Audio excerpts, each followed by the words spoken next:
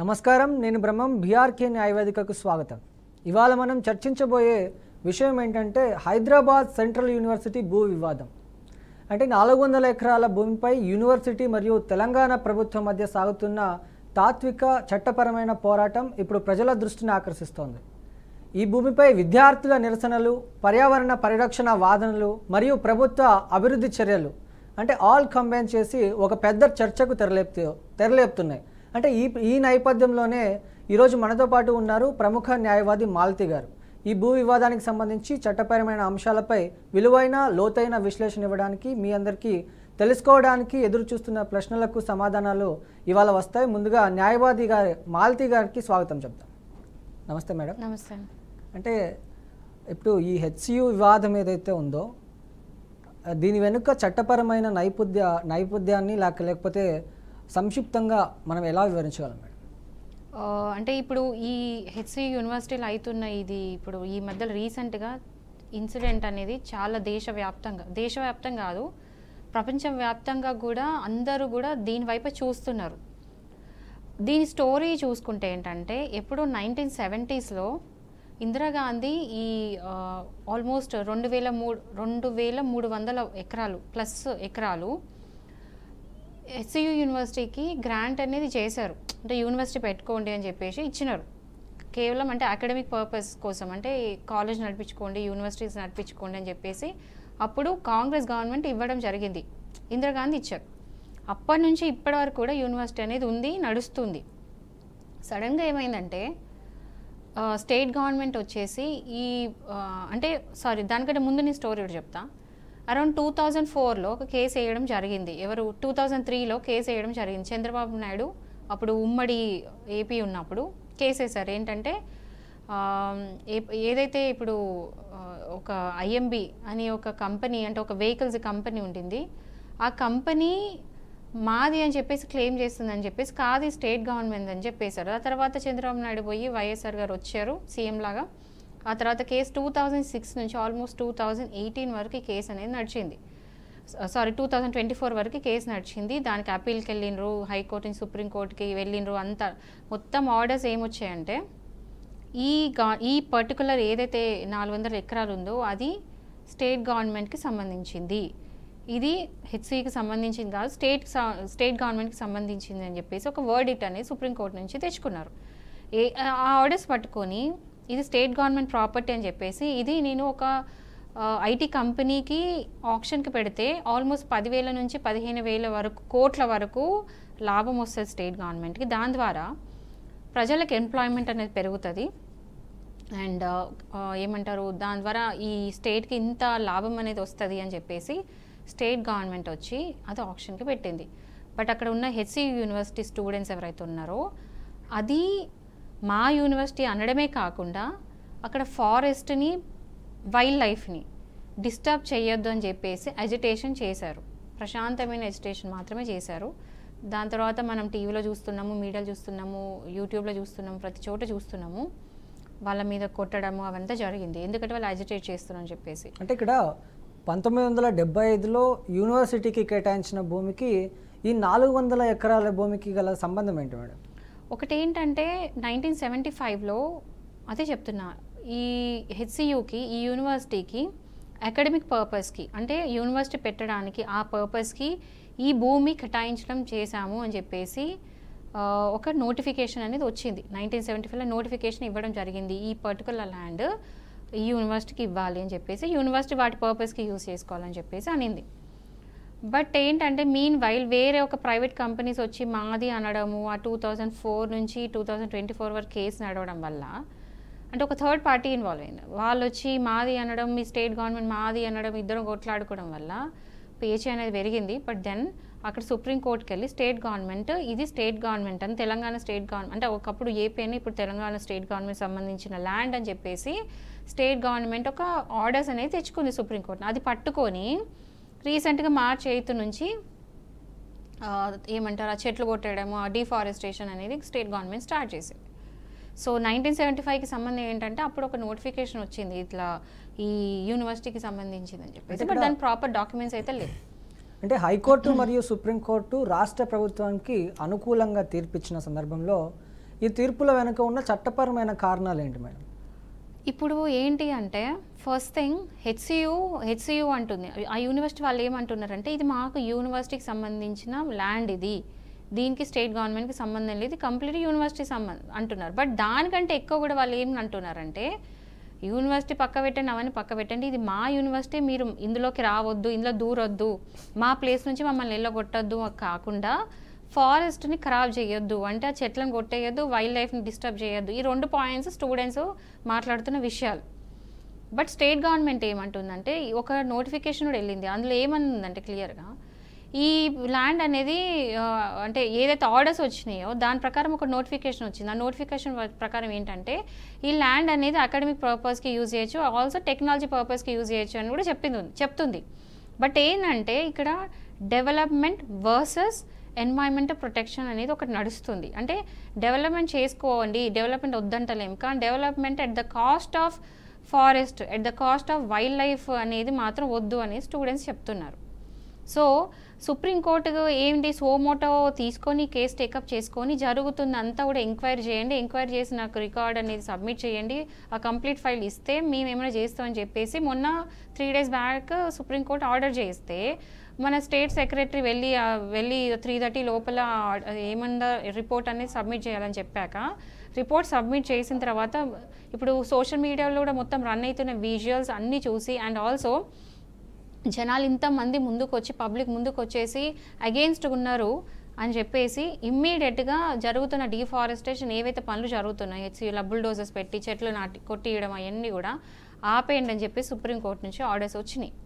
Okay, and దాంతోపాటు హైకోర్టులో case నడుస్తుంది, నడుస్తుంది, పబ్లిక్ లిటిగేషన్ ఇంట్రెస్ట్ అనేది నడుస్తుంది. ఎందుకంటే పబ్లిక్ అందరు అగెన్స్ట్ ఉన్నారు. అంటే ఇప్పుడు అంటే దానికి పిటిషనర్స్ వేరే వాళ్ళు ఉన్నారు, అందులో హెచ్సియు కూడా ఉంది. ఏంటంటే మా భూమి అని చెప్పడం, ఇంకో పిటిషనర్ వచ్చేసి వైల్డ్ లైఫ్ని ఫారెస్ట్ని ఖరాబ్ చేయకని చెప్పేసి వాళ్ళు పిటిషన్ వేయడం జరిగింది. సో అనేది ఏంటంటే అనేది ప్రతి ఒక్కరు పబ్లిక్ అందరు కలిసి ఒక లిటిగేషన్ ఉంటే కనుక వాళ్ళ ఇంట్రెస్ట్లో వేసేదనమాట. సో అనేది కూడా హైకోర్టులో నడుస్తుంది. అది ఈరోజు April 7th రోజు ఈరోజు యాక్చువల్లీ అది కోర్టులో నడిచింది అండ్ అది అడ్జర్న్మెంట్ అయింది. April 24th 27th అడ్జర్న్మెంట్ అయింది. అంటే ఇలాంటి భూ వివాదాల్లో ఆధారాలుగా ఏవేవి అవసరం ఉంటాయి? అంటే హెచ్సియు సరైన ఆధారాలు సమర్పించిందంటారా? హెచ్సియు మెయిన్ ఏంటంటే ఫస్ట్ డాక్యుమెంటరీ ప్రూఫ్ చూపించాలి. ఏంటంటే ఈ ల్యాండ్ హెచ్సియుదే అంటే ఇప్పుడు సపోజ్ అండి ఒక ల్యాండ్ ఉంది, ఒక ఇల్లు ఉంది, మనం ఏమంటాం ఇది నాదే అని చెప్తాం. నాదని చూపించడానికి మనం డాక్యుమెంట్స్ చూపించాలి, సేల్ డీడో ఏదో ఒకటి చూపించాలి. అట్లా హెచ్సియు డాక్యుమెంటరీ ప్రూఫ్ అనేది చూపించాలి ఫస్ట్ పాయింట్. ఆర్ మ్యూటేషన్ చూపించాలి, అంటే స్టేట్ గవర్నమెంట్ నుంచి హెచ్సియుకి మ్యూటేషన్ అయినట్టు రెవెన్యూ రికార్డ్స్ అనేది చూపించాలి. అది కాకుండా ఇంకేంటంటే ఇవి కాకుండా పొజిషన్, ఇప్పుడు హెచ్సియు ఎన్నో ఇయర్స్ నుంచి పొజిషన్లో ఉంది, హెచ్సియు అనేది అక్కడ స్థిరపడి ఉంది.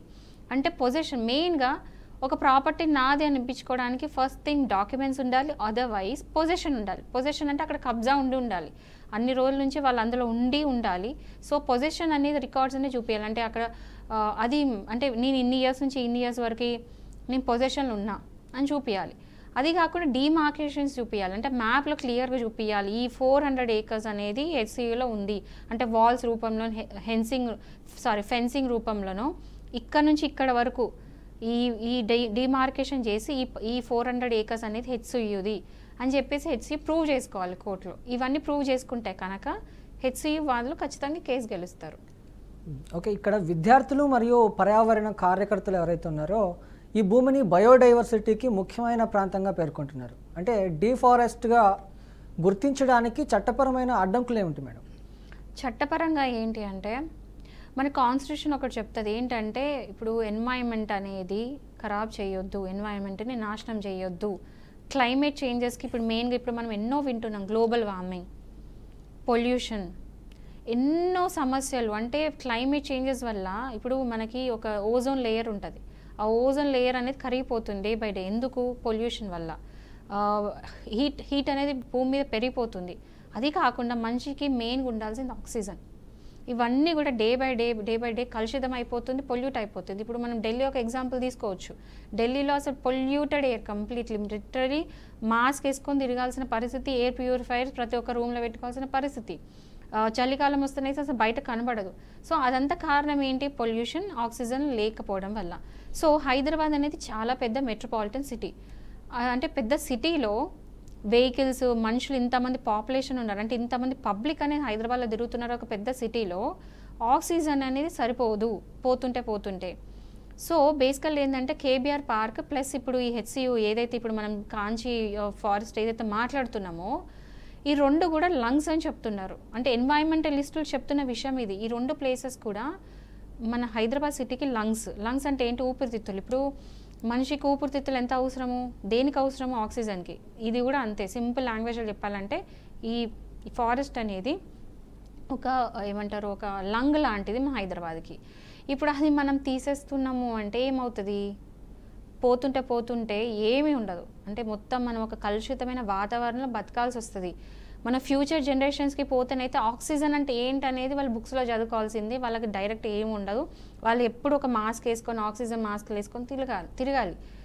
అది మనం ఇవ్వబోతున్నాము. ఇప్పుడు టెంపరీగా ఏంటంటే జస్ట్ ఇప్పుడు ఎంప్లాయ్మెంట్ ఇస్తున్నాము, స్టేట్కి ఫినాన్స్ అంటే మనము ఫినాన్షియల్గా పెంచుతున్నాము, రెవెన్యూ వస్తుంది 10-15 వేల కోట్ల వరకు రెవెన్యూ అనేది స్టేట్ గవర్నమెంట్ పెరుగుతుంది అని చెప్తున్నారు. కానీ ఎన్వైరన్మెంట్ని ఖరాబ్ చేస్తే ఆ డెవలప్మెంట్ అనేది దేని పనికొస్తుంది? ఇప్పుడు ప్రజెంట్ ఉన్న జనరేషన్ మాత్రమే పనికొస్తుంది, బట్ ఫ్యూచర్ జనరేషన్స్కి పనికి రాదు. ఎందుకంటే ఒక 2-3 తరాల తర్వాత ఏమి మిగలదు. మనం వాళ్ళకి ఇచ్చేది ఇదే. ఇప్పుడు ప్రజెంట్ ఏదో కొంతమంది కోసం చూసుకొని ఫ్యూచర్ జనరేషన్ అంతా నాశనం చేయడం కరెక్ట్ కాదు. ఈ పాయింట్స్ అన్నీ కూడా కన్సిడర్ అనేది చెయ్యాలి. సో ఎంత కేసులు వేసినా ఏం వేసినా కూడా మన ఇప్పుడు మన కాన్స్టిట్యూషన్ చెప్తుంది, ఆర్టికల్ 48A ఏం చెప్తుంది అంటే డిఫారెస్టేషన్ అనేది చేయొద్దు, ఫారెస్ట్ కాపాడాలి. ఎందుకంటే ఫారెస్ట్ని కాపాడితేనే ఆ బయోడైవర్సిటీ అనేది బ్యాలెన్స్ అవుతుంది. అంటే చెట్లు మనుషులు ఈక్వల్గా ఉంటేనే అది బ్యాలెన్స్ అవుతుంది. అది బ్యాలెన్స్ కానప్పుడు ఇంబ్యాలెన్స్ అయిపోతుంది. అని అంటే మనుషులు ఇట్లా అదేమంటే జంతువులను చెట్లు ఇట్లా అయిపోతే బ్యాలెన్స్ కాక మనుషులు లాస్ట్కి మొత్తానికి నాశనం అయిపోతారు. అంటే ఇప్పుడు మీరు ఒక పిల్లని ఒక ఇదైతే తీసుకొచ్చారు, అంటే ఇలాంటి పబ్లిక్ ఇంటరెస్ట్ లిటిగేషన్లో భూ వ్యవహారాల్లో ఎలాంటి ప్రభావాలు చూపుతాయి? పిల్ అంటే పబ్లిక్ ఇంట్రెస్ట్ లిటిగేషన్ అంటే ఒక పబ్లిక్ అందరూ కలిసి వాళ్ళందరికీ ఒకటే ఇంట్రెస్ట్ అయి ఉండాలి. అంటే ఒకటే ప్రాబ్లం, ఒకటే ఇష్యూ అయి ఉండాలి అందరికీ కూడా. అది ఏంటంటే పబ్లిక్ గుడ్ కోసం అయి ఉండాలి, అంటే ప్రజల మంచి కోసం అయి ఉండాలి. ఆర్ పబ్లిక్ అందరు కలిసి ఒక ప్రాబ్లమ్ని చూపియాలి ఇట్లా అని చెప్పేసి. అట్లాంటిది ఏదైనా ఉంటే వాళ్ళు వెళ్ళి హైకోర్టులో కేసు వేసుకోవచ్చు పిల్లు రూపంలో. సో ఇక్కడ ఏం కేసు వేసిండ్రంటే ఎవరికి కూడా డెవలప్మెంట్ అయితే అవసరం లేదు, మాకు కావాల్సింది ఏంటంటే చెట్లను అట్లనే ఉంచండి, జంతువులని వాళ్ళ లైఫ్స్తో ఆడుకోవద్దు, ఏమంటారు బయోడైవర్సిటీని డిస్టర్బ్ చేయొద్దు, ఏది అసలు ఆ ఫారెస్ట్ని డిస్టర్బ్ చేయొద్దు, మాకు ఆ కంపెనీస్ వద్దు, ఐటీ కంపెనీస్ ఏమొద్దు అని చెప్పేసి వాళ్ళు చెప్పడమే కాక హెచ్సి యూనివర్సిటీ వచ్చి అది ఒక పిల్, దాంతోపాటు ఏంటంటే హెచ్సి వాళ్ళు వచ్చి ఇది మా ల్యాండ్, ఇది మాకు ఇచ్చేయని చెప్పేసి ఒక పిల్ అనేది హైకోర్టులో వేయడం జరిగింది. సో అది అడ్జర్న్మెంట్ అయింది. నెక్స్ట్ హీరింగ్లో ఏమవుతుందో చూద్దాం. అంటే ప్రభుత్వం ఇక్కడ ఐటీ పార్క్ కోసం ఆ భూమిని క్లియర్ చేయడం ప్రారంభించింది. అంటే పర్యావరణ పరిశీలన పూర్తవ్వక ముందే ఈ చర్య చట్టపరమైందంటారు? కాదు. ఎందుకు అంటే ఆల్రెడీ పిల్ అనేది వేశారు. ఎప్పుడైతే హైకోర్టులో ఇప్పుడు ఒక కోర్టులో ఒక కేసు ఆల్రెడీ నడుస్తుంది అన్నప్పుడు దానికి సంబంధించిన ఏది కూడా చేయకూడదు. అది మినిమం చేయాల్సిన విషయం. ఇప్పుడు సపోజ్ ఇప్పుడు నేనున్నానండి, మీ మీద కేసు వేసిన, ఇది నా ప్రాపర్టీ నేను అంటున్నాం, నా ప్రాపర్టీ మీరు అంటున్నారు, ఇద్దరం వెళ్ళి కోర్టులో కేసు వేసినాం. కేసు నడుస్తున్నప్పుడు మీరు వెళ్ళి అమ్ముకోవచ్చా? అమ్ముకోరాదు కదా. నేను కానీ మీరు కానీ కేసు అమ్ముకోరాదు, సారీ ఆ ఇల్లు అనేది అమ్ముకోరాదు. ఎందుకంటే ఇంకా పేచే తేలలేదు. పేచే తేలనప్పుడు ఎవ్వరికి కూడా హక్కు లేదు అది అమ్మడానికి. సో ఈ పిల్ల వేసినప్పుడు స్టేట్ గవర్నమెంట్ కూడా ఆ బుల్డోజర్స్ అదంతా దింపడానికి అసలు లేదు. అంటే ఈ భూ వివాదం ఇంకా పూర్తి కాకముందే, అంటే పరిష్కారం కాకముందే ప్రభుత్వానికి ఆ భూమిని వేలం వేయడం సరైందంటారు? కాదు, 100% కాదు. ఎందుకంటే ఈ పేచే తేలాలి కదా. ఈ పేచే తేలినప్పుడు వాళ్ళు వెళ్ళి ఎందుకు అవన్నీ చేయడము? పైగా అది కాకుండా హెచ్సి స్టూడెంట్స్ అక్కడ ఎజిటేషన్ చేస్తున్నారు కదా, క్లియర్గా ఎజిటేషన్ చేస్తున్నారు, మాకొద్దు, మేము బుల్డోజర్స్ని పెట్టనీయము. ఆల్రెడీ 100, అంటే నాకు తెలిసిన ఇన్ఫర్మేషన్ ప్రకారం, అది ఎంత కరెక్టో నాకు తెలియదు కానీ ఆల్మోస్ట్ 100 ఎకరాల భూమిని ఆల్రెడీ మొత్తం చెట్లంతా కొట్టేశారంటే అక్కడ సంబంధించిన వైల్డ్ లైఫ్, అంటే ఎవరైతే నెమలులు, పీకాక్ వ్యాలీ అంటే పీకాక్ లేక్ అనేది ఒకటి ఉంది, ఆ పీకాక్ లేక్ మొత్తం తీసేశారంట. నెమలిలు అంతా ఎక్కడికి వెళ్ళిపోయినాయి, జింకలు అక్కడ ఉన్నాయి, అంతా కూడా రోడ్ల మీద పడి తిరుగుతున్నాయి అని చెప్పేసి నేను చూస్తున్నాను. అంటే వాళ్ళకి సంబంధించిన పేజెస్ ఏవైతే ఉన్నాయో హెచ్సికి సంబంధించిన పేజెస్ చూస్తుంటే అవి రోజు చూస్తున్నా, జింకల్ రోడ్డు మీద తిరగడం అదంతా. మరి అది ఎంతవరకు నిజం అనేది పక్కకు పెడితే ఇవైతే జరుగుతున్నాయి. సో అజిటేషన్ స్టూడెంట్స్ చేస్తున్నారు అన్నప్పుడు కూడా గవర్నమెంట్ కన్సిడర్ చేయాలి కదా, అజిటేషన్ చేస్తున్నారని చెప్పేసి కూర్చోబెట్టుకొని ఒక మీడియేషన్ లాగా చేయడం. ఇప్పుడు ఏదైనా పేజీ ఉందనుకోండి, ఎవరో ఒకరు మీడియేట్ చేయాలి, లేకపోతే హెచ్సి స్టూడెంట్స్ ప్లస్ గవర్నమెంట్ కూర్చొని అంటే ప్రశాంతంగా కూర్చొని మాట్లాడుకుంటే అయిపోయేది. అది బెటర్ ఆప్షన్ ఉంటుండేది. అంటే విద్యార్థులపై పోలీసులు తీసుకున్న చర్యలు ఏవైతే ఉన్నాయో, అంటే కొట్టడం కానీ లాఠీ చార్జ్ కానీ, అంటే మానవ హక్కుల అంశాలు ఎదురయ్యాయి. అంటే ఇలాంటి నిరసనలకు చట్టపరంగా ఏమైనా నిర్వచనం ఉంటుంది? ఇప్పుడు మనమైతే వీడియోస్ వైరల్ అవుతున్నాయి ఏంటంటే స్టూడెంట్స్ని చాలా ఘోరంగా కొట్టిండ్రు. అంటే ఎట్లా అంటే అమ్మాయిలను కూడా జుట్టుబట్టి లాక్కుంటూ కొట్టడం, అలాంటి వీడియోస్ అయితే బయటకు వచ్చినాయి. అవన్నీ కూడా ఇన్హ్యూమన్. ఎందుకంటే వాళ్ళు ఎక్కడ కూడా వాయిలెంట్ అజిటేషన్ చేయలేదు, ఎక్కడ ప్రశాంతమైన వాతావరణం చేసుకున్న అజిటేషన్, ఎక్కడ కూడా వాళ్ళు డిస్టర్బ్ చేసే విధంగా లేకుండే. అట్లా అంత ప్రశాంతంగా చేస్తుంటే కూడా వీళ్ళు వెళ్ళి లాగి అట్లా కొట్టడం, అది కూడా స్టూడెంట్స్ని కొట్టడం అయితే హ్యూమన్ రైట్స్ వయలేట్ చేసినట్టే. ఎందుకంటే వాళ్ళు అక్కడ ప్రశాంతంగా చేస్తున్నారు, వాళ్ళు వచ్చి ఏం చేయట్లేదు. ఒకవేళ బుల్డోజర్స్ అడ్డుకున్నారు, లేకపోతే బుల్డోజర్స్ అడ్డుకున్నారు, కానీ బుల్డోజర్స్ అడ్డుకున్న వాళ్ళని వెళ్ళి వాళ్ళు కొట్టలేదు కదా, వాళ్ళు జస్ట్ వచ్చి నించున్నారు, సైలెంట్గా చేసుకుంటున్న ఎజిటేషన్ అది. దాన్ని అలా కొట్టడం, పైగా స్టూడెంట్స్ చిన్నపిల్లలను చూడకుండా కొట్టడం మాత్రం హ్యూమన్ రైట్స్ వయలేట్ చేసినట్టే. అంటే ఇప్పుడు బ్రేకింగ్ న్యూస్ అయితే చూస్తున్నాము, ఈ హెచ్సియు విషయంపై ఏవైతే కేసులు స్టూడెంట్స్ మీద కూడా పెట్టడం జరిగింది కదా, ఆ కేసులన్నింటినీ వెంటనే మళ్ళీ ఉపసంహరించుకోవాలి, వెనక్కి తీసుకోవాలంటూ కూడా బట్టి గారు కూడా మనకు చెప్పడం జరిగింది. అంటే ఇప్పుడే ప్రజెంట్ చెప్పడం జరిగింది. అంటే దీన్ని ఎలా చూడొచ్చు మేడం? ఇప్పుడు నాకు తెలిసి ఒక 53-58 మంది, అంటే అందులో స్టూడెంట్స్, స్టాఫ్ కూడా ఇన్వాల్వ్ అయి ఉన్నారు.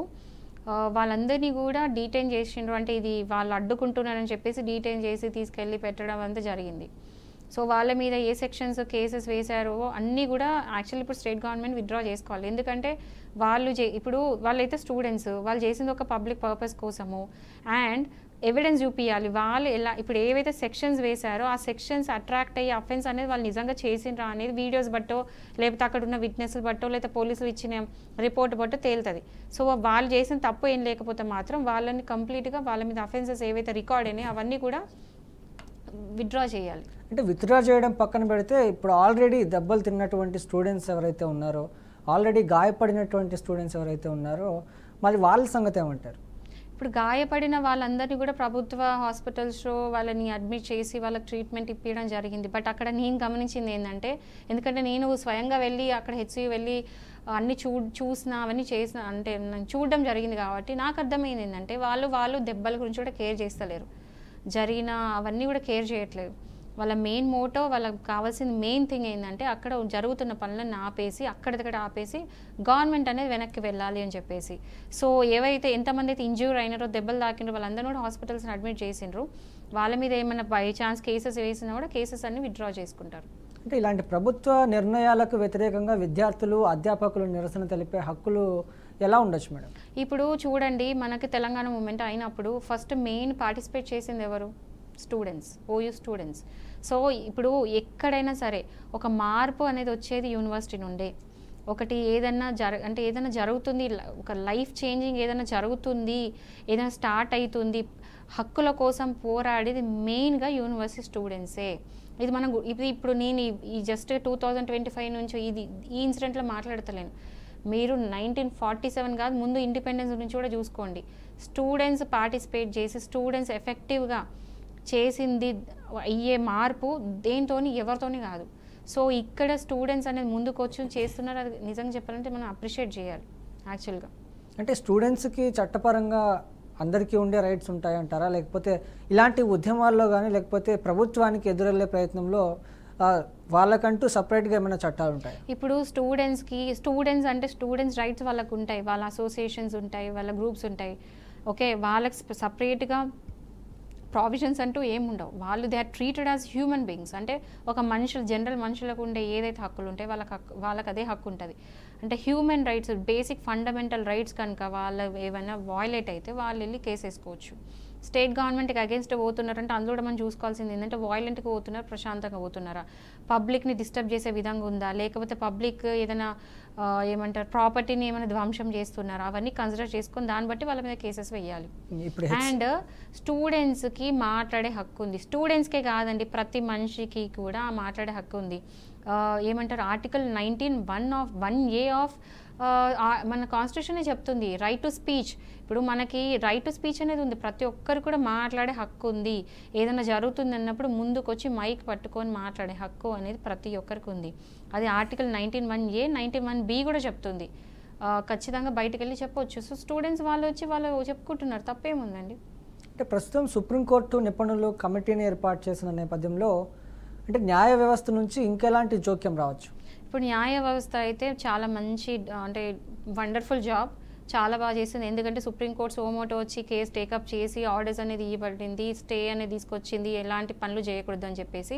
సో హైకోర్టులో పిల్ జరుగుతుంది. నాకు తెలిసి నేను ఎక్స్పెక్టేట్ చేస్తున్నా అంటే ఇంకా మంచి అంటే ఇంకా ఇప్పుడు హాల్ట్ అయింది. బట్ నెక్స్ట్ ఏంటంటే ఇప్పుడు ఉన్న క్వశ్చన్ మార్క్ హెచ్సియునా స్టేట్ గవర్నమెంటా. సో అది ప్రాపర్టీ ఎవరిది అనేది ఒకటి తేలాలి. కాబట్టి ఇంకోటి ఒకవేళ పిల్లలో మనకి ఫేవరబుల్ అంటే ఇప్పుడు ఒకవేళ పిల్లకి ఫేవరబుల్ ఆర్డర్స్ వచ్చినా అంటే వాళ్ళకు అనుకూలంగా ఆర్డర్స్ వచ్చినా కూడా అది ఎట్లుంటుందంటే ఒకవేళ టైటిల్ స్టేట్ గవర్నమెంట్ అనేది తేలింది అనుకోండి ఈ కేసులో, పిల్లు ఉండదు, పిల్లు అనేది విస్టాండ్ కాదు, అప్పుడు టైటిల్ ఎవరిదో వాళ్ళకే పోతుంది. సో ఇప్పుడు మెయిన్ క్వశ్చన్ ఏంటంటే పిల్లు పక్కకు పెడితే మెయిన్ హెచ్సియు ప్రూవ్ చేసుకోవాలి ఆ హెచ్సియు ల్యాండ్ అని చెప్పేసి. అది పొజిషన్ ద్వారా, మ్యూటేషన్ ద్వారా, రెవెన్యూ రికార్డ్స్ ద్వారా, లేదా దాని దగ్గర హెచ్సియు యూనివర్సిటీ దగ్గర ఉన్న డాక్యుమెంట్ ప్రూఫ్ ద్వారా హెచ్సియు అనేది ప్రూవ్ చేసుకోవాలి. ఎందుకంటే ఇప్పుడు మళ్ళీ గ్రీన్ పార్క్ పెడదాము అది ఇది అని చెప్పి చాలా ఉన్నాయి. సో దాని లోపల హెచ్సియు అనేది ప్రూవ్ చేసుకుంటే ఈ కేసు అనేది క్లియర్ అవుతుంది. ఓకే, అంటే ఈ వివాదాన్ని న్యాయంగా న్యాయపరమైన రీతిలో పరిష్కరించడానికి యూనివర్సిటీ కానీ ప్రభుత్వం కానీ విద్యార్థులు ఏ విషయాలపై దృష్టి పెట్టాలి? ఇప్పుడు అదే చెప్తున్నాను ఏంటంటే స్టేట్ గవర్నమెంట్ నాది అంటుంది, బట్ చూపించే రుజువులు ఏంటి? నాది అనడానికి ఒక వర్డిక్ట్ పట్టుకొని వచ్చిండ్రు, ఇది ఆర్డర్స్ పట్టుకొని వచ్చిండ్రు సుప్రీంకోర్టు నుంచి, ఇది అందులో క్లియర్గా ఉంది ఈ ప్రాపర్టీ స్టేట్ గవర్నమెంట్ది అని చెప్పారు, అంతే, అంతకుమించి ఇంకేం లేదు. బట్ ఇప్పుడు హెచ్సియు ఏం చెప్పాలి, అది ఏంటి, అది కూడా ఏంటంటే ఐఎంబి అది ఏంటి అది నాకు గుర్తులేదు, ఆ petitioner versus state government. So అక్కడ ఏం క్లియర్ చెప్పిందంటే ఆ పిటిషనర్ది కాదు, ఆ ల్యాండ్ వచ్చేసి స్టేట్ గవర్నమెంట్, ఆ పర్టికులర్ కేసులో అది పిటిషనర్ది కాదు, రెస్పాండెంట్ అంటే స్టేట్ గవర్నమెంట్ అని చెప్పారు, అంతే. అంతేగాని హెచ్సియుది కాదు అని మాత్రం చెప్పలేదు. సో హెచ్సియుది అని ప్రూవ్ చేసుకోవాలంటే హెచ్సియు కరెక్ట్గా దానికి డాక్యుమెంట్ ప్రూఫ్ అనేది చూపించాలి. అంటే కోర్టు చూసేది ఎవిడెన్స్. సో ఆ ఎవిడెన్స్ ప్రాపర్గా హెచ్సియు అనేది చూపించగలిగితే హెచ్సియు కేసు గెలుస్తుంది. ఓకే, అంటే ఇక్కడ హెచ్సియు విషయంలో జరిగింది ఏంటంటే స్టూడెంట్స్కి కానీ ఇటుపక్క ప్రభుత్వానికి కానీ ఇదొక పోరాటంలా అయింది. కాకపోతే దాని గురించి కూడా మీరు యాజ్ ఏ అడ్వకేట్గా ఇంత ముందుకొచ్చి ఆ ప్రేక్షకులు కానీ అదేవిధంగా విద్యార్థులకు కానీ తెలంగాణ ప్రజలకు కానీ మీరు కూడా నిలవడం అనేది మా బీఆర్కే ఛానల్ తరపు నుంచి కూడా మీకు ధన్యవాదాలు తెలుపుకుంటున్నాం. సో చూసారుగా, ఇది ఈరోజు న్యాయవేదిక. మళ్ళీ వచ్చే ఎపిసోడ్లో మళ్ళీ కలుసుకుందాం.